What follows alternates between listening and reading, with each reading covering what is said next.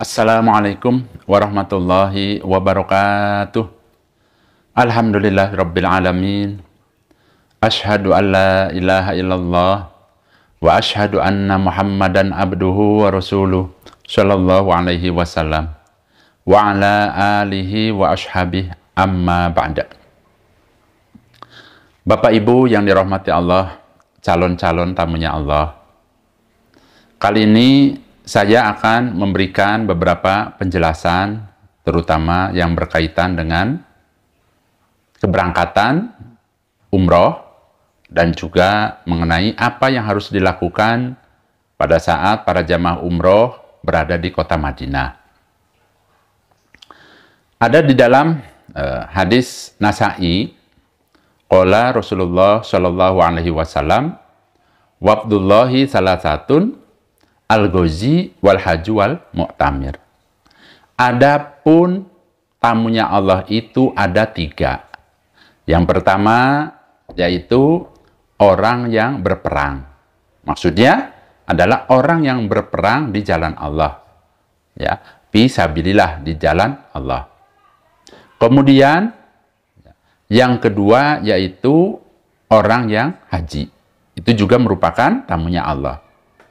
Kemudian yang terakhir, yang ketiga yaitu orang yang melaksanakan ibadah umroh. Berarti Bapak Ibu yang akan melaksanakan ibadah umroh merupakan tamu-tamunya Allah. Kalau kita bertamu berarti kita belum tahu tuh posisi di sana apa dan lain sebagainya. Karena kan ibarat mau bertamu, ya khususnya bagi orang yang baru pertama kali. Nah, disinilah saya akan memberikan arahan-arahan harus berbuat apa, kemudian harus kemana, ya. Nah, di sini saya akan menjelaskan, insya Allah, ya, para jamaah umroh umumnya dari Indonesia itu akan berkunjung ke Madinah. Ya, yang pertama, silahkan Bapak Ibu umpama berada di Madinah, manfaatkan untuk berziarah ke makam Nabi dan para sahabatnya. Itu yang pertama. Kemudian yang kedua, silahkan memperbanyak ibadah, terutama ibadah sholat di Masjid Nabawi. Dan yang terakhir, silahkan Bapak Ibu diusahakan bisa masuk ke Raudhah untuk berdoa ataupun sholat di situ. Itu ya, pada saat berada di kota Madinah. Kemudian selanjutnya diusahakan bisa berkunjung ke Masjid Quba.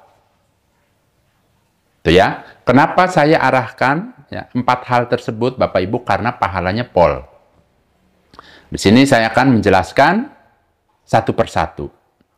Nah, pada saat Bapak Ibu datang ke Madinah, insya Allah dari mutawifnya nih yang bimbing akan didata satu persatu, akan didaftarkan agar bisa masuk ke Raudhah. Itu ya. Untuk apa, Pak? Ya tadi, untuk beribadah di situ.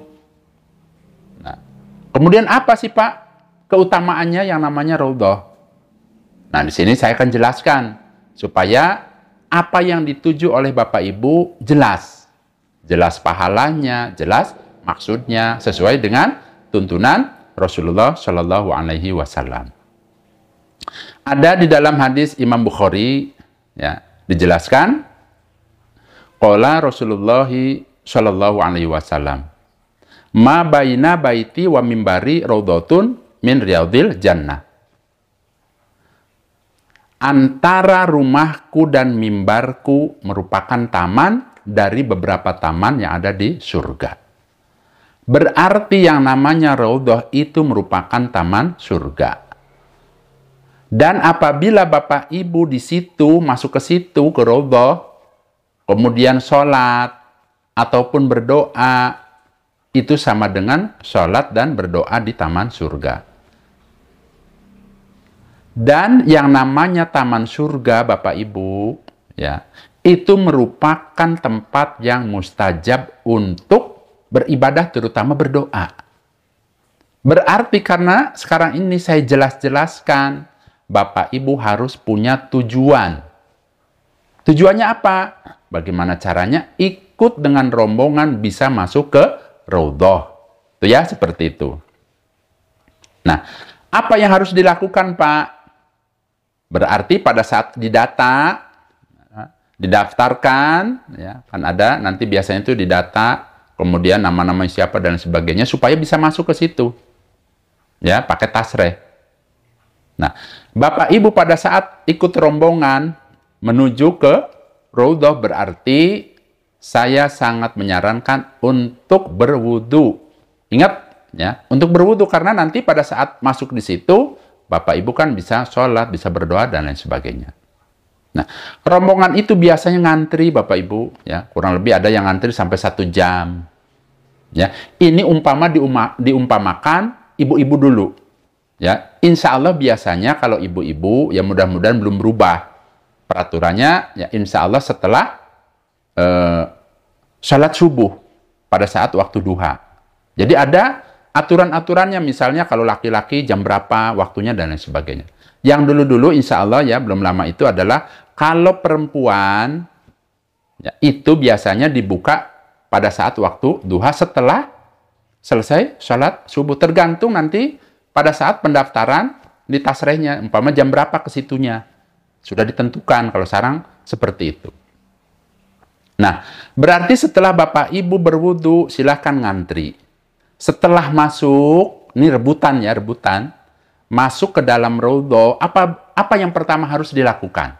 Nah, ini saya akan tuntun Bapak Ibu. Yang pertama, silahkan sholat 2 rakaat. Sholat apa, Pak?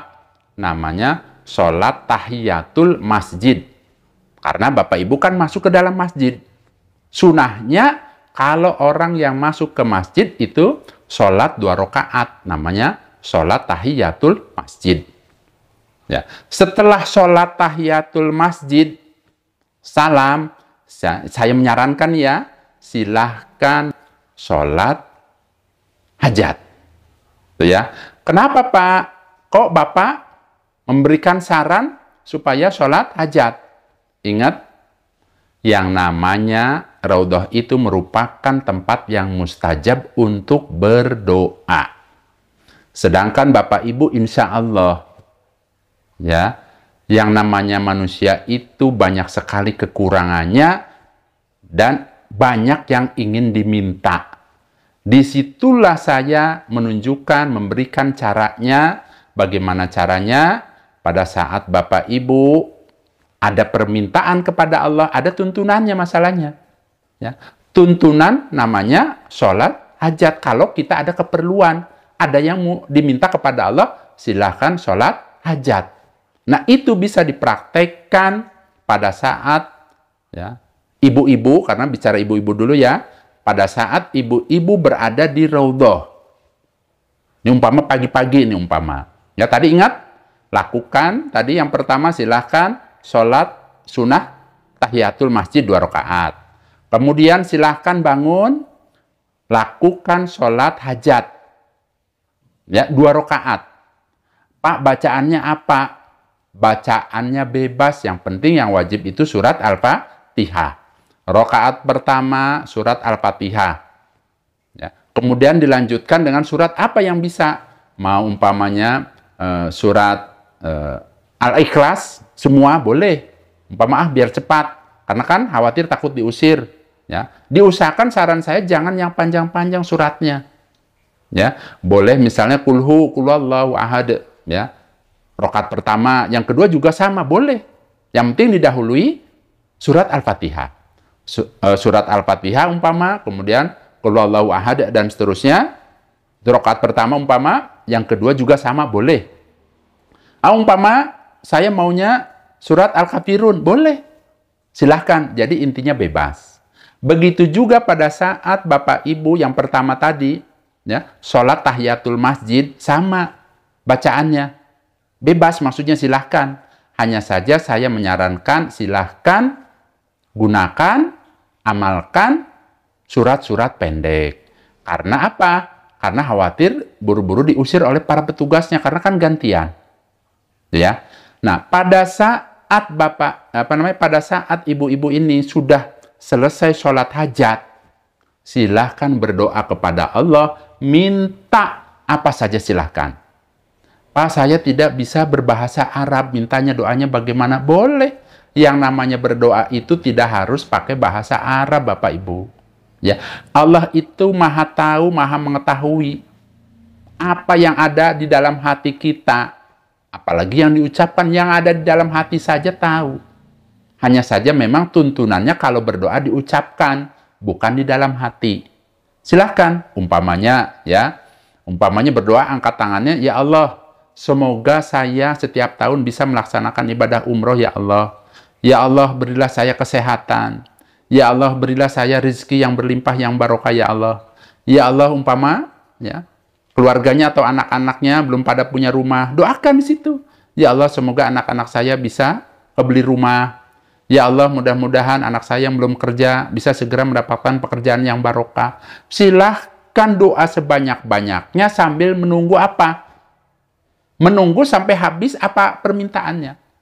Kalau ternyata masih ada waktu, ya, ini kan waktu duha, pagi-pagi, ya, ternyata udah habis nih doanya, apalagi ya, umpamanya, belum diusir juga, silahkan, ya, ibu-ibu silahkan sholat duha. Tuh ya. Kenapa sholat duha? Karena kan pagi-pagi. Silahkan sholat duha di situ. Nah, Pak, berapa rokaat, kemudian suratnya bagaimana? Untuk masalah rokaat, ada beberapa pilihan. Kalau untuk sholat, duha. Bisa 2 rokaat salam, boleh. Bisa, saya niatnya mau yang 4 rokaat, tapi harus 2-2. Jadi intinya dalam hadis itu dijelaskan, sholat duha itu memang ada pilihan. Ada yang 4 rokaat, ada yang 8, ada juga yang 12. Tapi semuanya dilakukan 2 rokaat, 2 rokaat. Bahkan ada diterangkan dalam hadis lain itu, ya, silahkan sholat duha itu tidak terbatas rokaatnya. Yang penting 2 rokaat salam, 2 rokaat salam. Nah, apabila ibu-ibu ini belum diusir oleh para petugas, silahkan 2 rokaat salam, 2 rokaat salam. Sholat apa tadi? Sholat duha. Pak, pahalanya apa? Kok Bapak memerintahkan seperti itu? Pahalanya Bapak Ibu, kan Bapak Ibu berada di Masjid Nabawi. Tadi saya sudah jelaskan ada dalam hadis Imam Bukhari. Ya, barang siapa yang sholat di Masjid Nabi, maksudnya masjid tadi, Masjid Nabawi, itu lebih utama 1000 ya, sholatan dibandingkan di tempat yang lain. Berarti pahalanya dilipat gandakan menjadi lipatan 1000. Silahkan kapan lagi. Ya. Kemudian, ya, kalau Bapak Ibu sholatnya berarti kan di Raudhah sama dengan sholat di taman surga. Nah, itu keutamaannya. Ya, seperti itu. Kemudian, untuk bapak-bapaknya, ini biasanya insya Allah, ya, kalau bapak-bapaknya, kalau yang dulu-dulu itu, ya, pada saat malam hari setelah Isya. Ya. Tapi biasanya juga kalau ibu-ibu ada juga yang setelah maghrib ada. Ya, kadang-kadang berubah-ubah Bapak Ibu, ya, waktunya berubah-ubah. Ini mah diumpamakan bapak-bapak ya, sama mutawibnya itu dikumpulkan pada malam hari. Umumnya sih malam hari menurut info terbarunya untuk bapak-bapaknya. Nah, silahkan bapak-bapak pada pakai jaket karena dingin Bapak Ibu. Ya, di Madinah itu kalau yang namanya tengah malam itu luar biasa dinginnya. Ya, silahkan bapak-bapaknya tadi pakai apa? Pakai jaket. Kemudian berwudu, kemudian ikuti mutawibnya. Silahkan mengantri, kemudian setelah masuk sama. Ya, masuk ke dalam masjid, kan belum sholat tahiyatul masjid. Silahkan di Raudhah pada saat masuk berbondong-bondong, langsung saja takbir Allahu Akbar. Sholat apa? Sholat tahiyatul masjid. Kok Bapak nyuruhnya itu? Ya karena tuntunannya kalau orang baru masuk ke masjid, sunahnya tadi, sholat tahiyatul masjid. Setelah itu apa Pak? Saya menyarankan, bapak-bapak juga sama. Harus punya tujuan ke situ. Ya untuk apa? Ya insya Allah kan banyak permintaan, karena kan doanya di situ makbul. Silahkan buru-buru sholat apa? Sholat hajat.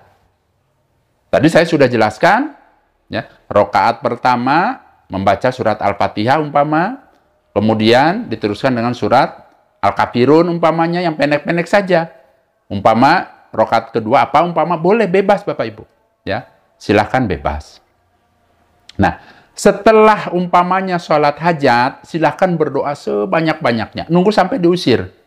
Sebanyak-banyaknya silahkan. Ingat makbul itu tempatnya, rebutan. Setelah habis semua permintaannya, ternyata kok nggak diusir, silahkan pergunakan dan amalkan kesempatan itu untuk melaksanakan sholat malam.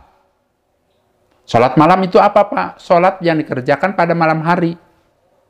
Kalau sholat tahajud juga sama itu, namanya sholat malam. Hanya bedanya, kalau sholat tahajud itu orangnya tidur terlebih dahulu, baru sholat.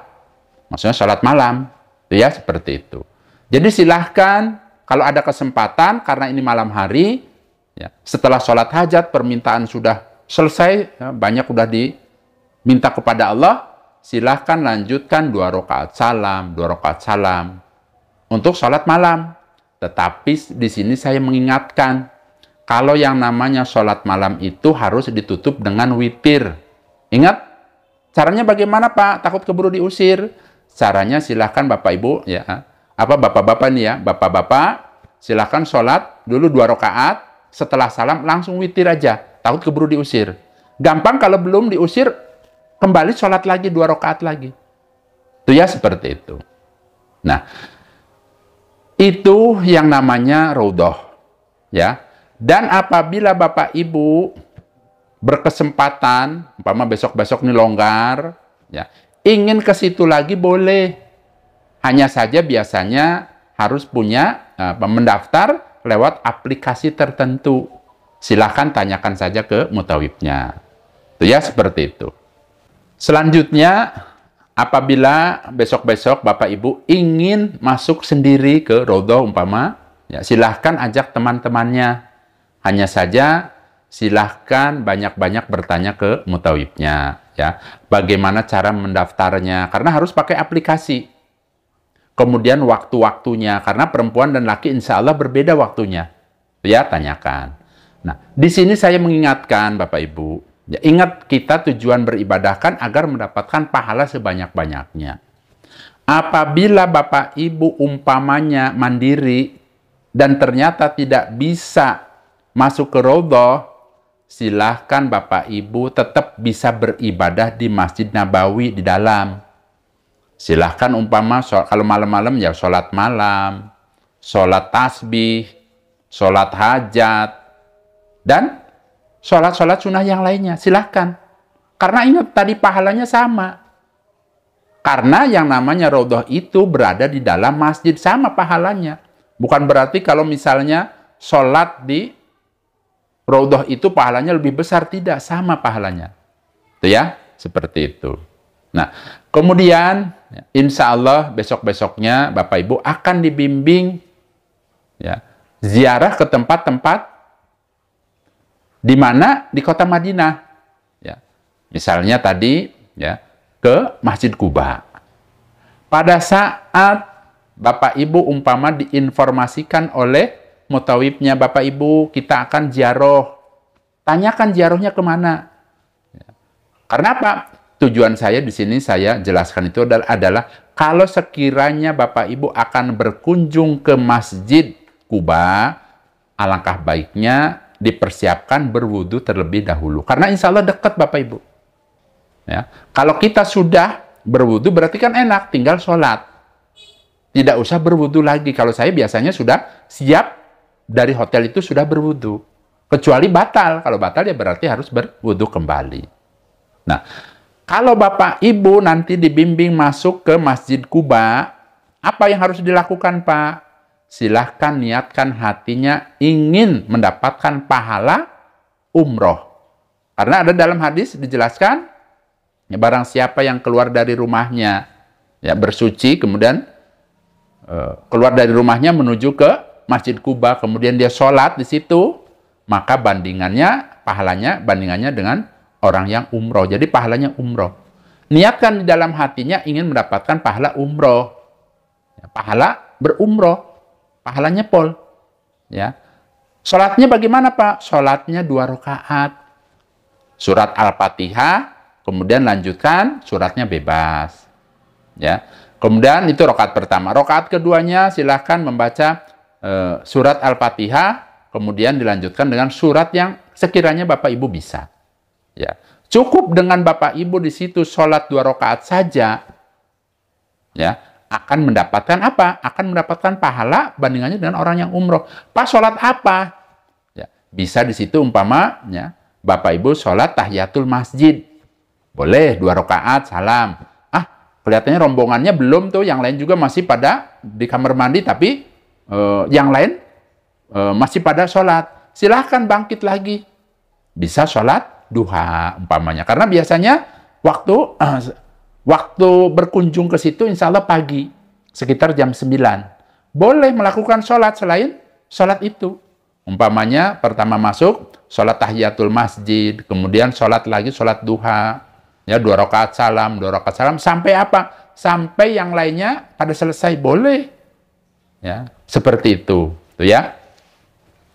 Alhamdulillah, jazakumullahu khairan. Mudah-mudahan apa yang saya sampaikan ini bermanfaat, ya, khususnya bagi Bapak Ibu yang akan melaksanakan ibadah umroh yang pertama kali. Ingat Bapak Ibu, apa yang saya sampaikan ini, ya, saya itu sesuai dengan hadis-hadis Nabi, tidak asal saya jelas-jelaskan, ya tidak. Ya. Tujuannya apa? Tujuannya agar sesuai dengan tuntunan Nabi. Ya. Kalau umpamanya ya, saya menerangkan, menjelas-jelaskan tidak sesuai dengan tuntunan Nabi, itu akan membahayakan diri saya. Karena ibadah ini ada pakemnya, ada tuntunannya. Ya. Jadi insya Allah yang saya sampaikan ini, ya, sesuai dengan hadis-hadis Nabi, sesuai dengan tuntunan Rasulullah Shallallahu Alaihi Wasallam. Alhamdulillah, jazakumullahu khairan. Saya rasa itu saja Bapak Ibu. Saya pamit. Assalamualaikum warahmatullahi wabarakatuh.